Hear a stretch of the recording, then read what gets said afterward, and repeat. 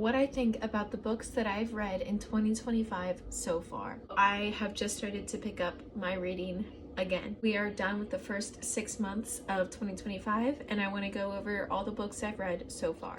The first book I read was actually part of a study. It was January and February of this year, and I read Becoming Women of the Word.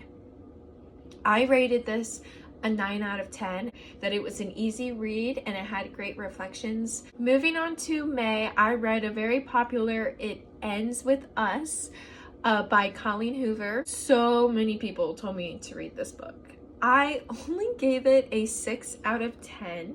For me, a 5 is like a good read, but it's average. I just felt like it was a little bit overhyped and also a little bit predictable. However, there was like a lot going on.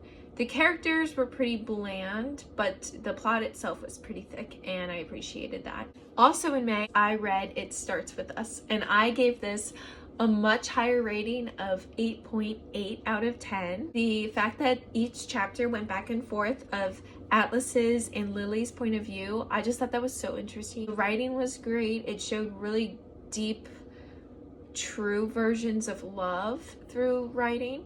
And not just romance. It was also just a great pickup from the last book. And finally in June, I read the first 2 books of the Bridgerton series, The Duke and I absolutely loved this book. I am all about romance, all about fantasy.